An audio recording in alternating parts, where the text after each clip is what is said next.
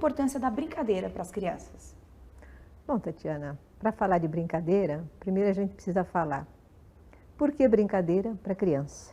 Então a gente precisa entender que criança hoje é vista como uma cidadã com direito, e com direito ao brinquedo e à brincadeira.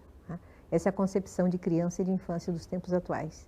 Então, se a brincadeira e o brinquedo são direitos da criança, nós precisamos saber por que é um direito da criança e qual a sua importância. Se a gente pegar desde uma criança pequena, você vai ver um bebezinho, um bebê que está lá deitado. Se você coloca um brinquedo para um bebê que está deitado, alguma coisa que ela possa bater com o pé ou com a mão, o que está acontecendo com esse bebê? Ele está tendo liberdade de, com a mãozinha, tocar o brinquedo, movimentar o brinquedo. Então, nesse sentido, a criança está sendo protagonista, ela está tendo o direito de tomar a decisão, de mexer a mão, ou de mexer o pé, ou de olhar este objeto ou olhar o outro. Então, você garante o direito à criança de escolher. Mas, para isso, o brinquedo precisa ser colocado na altura do pé da criança. Não como muitas escolas fazem, de deixar o brinquedo lá no teto, como enfeite ou numa parede. Então, um direito ao brinquedo para um bebê precisa ser um brinquedo que ele possa tomar decisão sobre o que fazer. Se a criança já está sentada, qual o direito dessa criança ter o acesso ao brinquedo e qual a importância para essa criança que senta? Dela pegar e escolher o brinquedo, verificar alguma coisa que tem ponta, alguma coisa macia, uma coisa mais dura, uma que tem uma textura de um jeito ou de outro. Ela está aprendendo texturas, um é duro, um é mole, põe na boca, ela conhece pela boca. Então, o brinquedo, o fato de você deixar o brinquedo à disposição das crianças, os materiais, não precisa ser necessariamente só brinquedo. Pode ser uma maçã, pode ser um molho de chave, pode ser um pente, coisas da vida doméstica. Se você deixar num cestinho perto dela, ela vai manipular, vai explorar, vai ver a textura, o formato, a cor. Tudo isso significa que ela está aprendendo. E ela está tomando decisão também. Se você pega um maiorzinho que já anda, o fato dele ter brinquedo, ele está aprendendo a ficar de pé, uma carriolinha, ele possa pegar uma alça e sair empurrando, ele está aprendendo a se movimentar, a se colocar numa postura, numa criança que anda.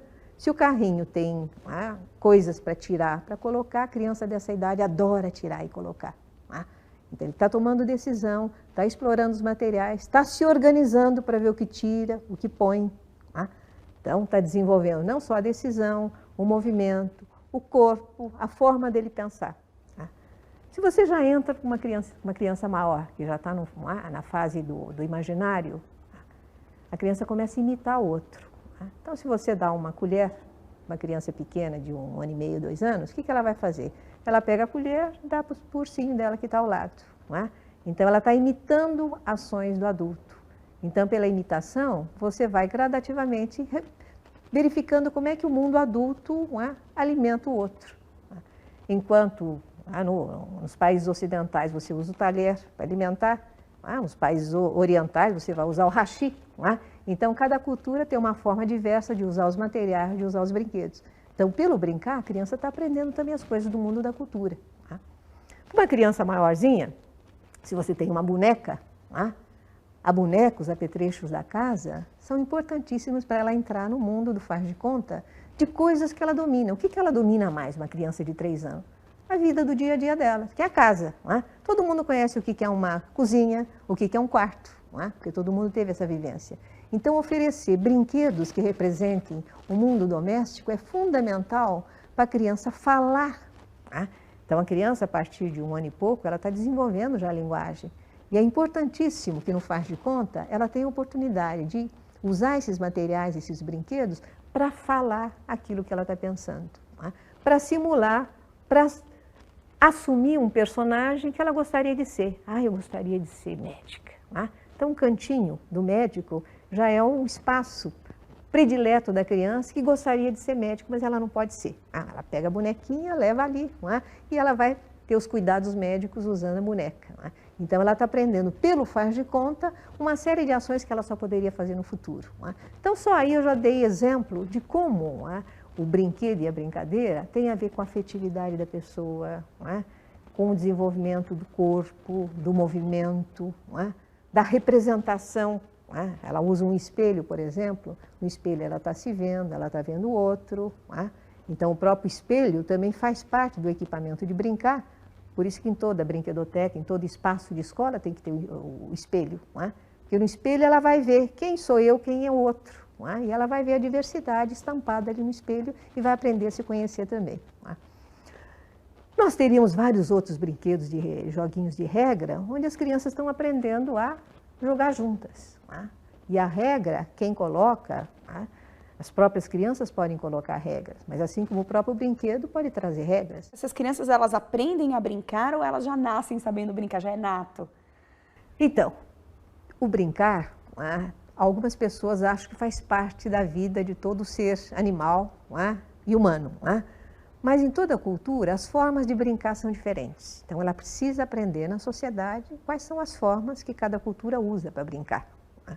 Então, brincar é alguma coisa aprendida. É fundamental que ela vive em sociedade, na família, com outras crianças, com os adultos, não é para aprender formas de brincar que são diferentes do mundo todo, né?